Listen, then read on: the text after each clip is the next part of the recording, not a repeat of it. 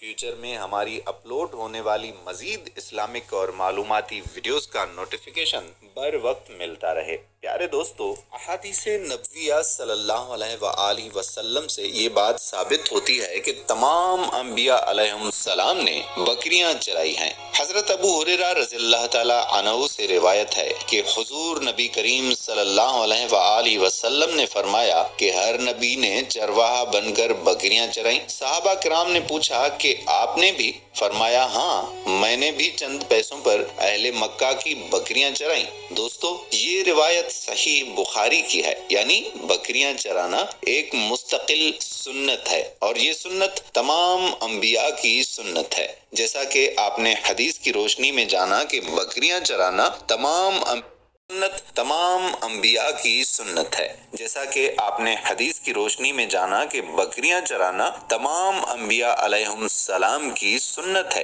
اور ہمارے آقا تاجدار مدینہ صلی اللہ علیہ وآلہ وسلم نے خود بھی بکریاں چرائی ہیں۔ آئیے آپ کو نبی پاک صلی اللہ علیہ وآلہ وسلم کی وہ احادیث مبارکہ بتاتے ہیں کہ جن میں آپ صلی اللہ علیہ وآلہ وسلم نے بکریوں کے بارے میں ارشادات فرمائے ہیں۔ آپ نے بکری کو باعث برکت فرمایا ہے۔ امام ہانی رضی اللہ تعالی عنہ فرماتے ہیں کہ نبی کریم صلی اللہ علیہ وآلہ وسلم نے فرمایا کہ تم بکریاں پالو اس لیے کہ ان میں برکت ہے۔ ایک دوسری حدیث میں روایت ہے کہ عروہ بارقی رضی اللہ تعالی عنہ کہتے ہیں کہ رسول اللہ صلی اللہ علیہ وآلہ وسلم نے فرمایا کہ اونٹ ان کے مالکوں کے لیے قوت کی چیز ہے، اور بکریاں باعث برکت ہیں، اور گھوڑوں کی پیشانیوں میں قیامت تک کے لیے بھلائی بندھی ہے۔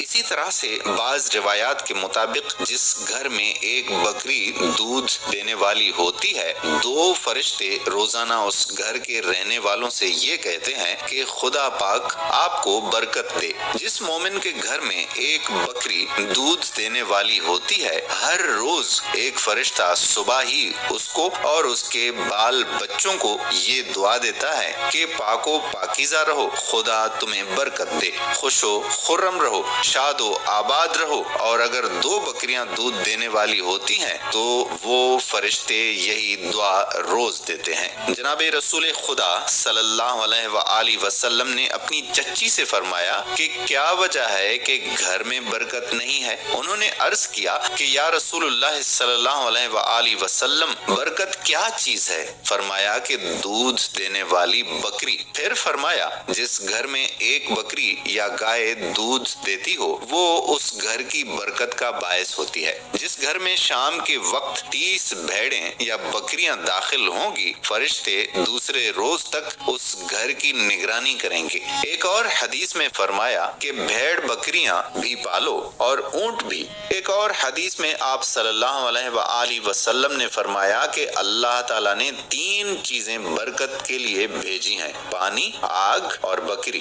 پیارے دوستو، ان احادیث سے واضح ہوتا ہے کہ جس گھر میں بکری پالی جائے گی وہ برکت کا باعث ہوگی۔ جس چیز کو ہمارے آقا سرور دو جہاں صلی اللہ علیہ وآلہ وسلم برکت فرمائے تو یہ کیسے ہو سکتا ہے کہ اس میں برکت نہ ہو؟ دوستو، آپ کی معلومات کے لیے عرض ہے کہ آپ صلی اللہ علیہ وآلہ وسلم نے بکری کو جنت کا جانور بتلایا ہے، لہذا حدیث پاک کی روایت کے مطابق عبداللہ بن عمر رضی اللہ تعالی عنہ کہتے ہیں کہ رسول اللہ صلی اللہ علیہ وآلہ وسلم نے فرمایا کہ بکری تو جنت کے جانوروں میں سے ہے۔ دوستو، یہ اللہ رب العزت کی حکمتیں ہیں کہ وہ اپنے بندوں کو اپنی نعمتوں کے ذریعے مستفید کرنا چاہتا ہے۔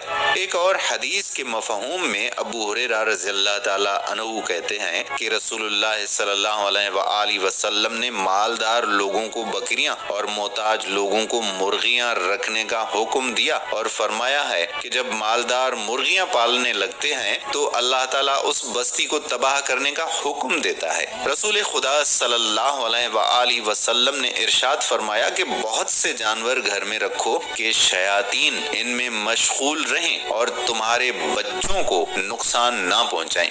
اسی لیے اہل علم کہتے ہیں کہ گھر میں ایسے جانور جیسے کبوتر، مرغ اور بکریاں رکھنی اچھی ہیں تاکہ جنوں کے بچے ان سے کھیلیں اور تمہارے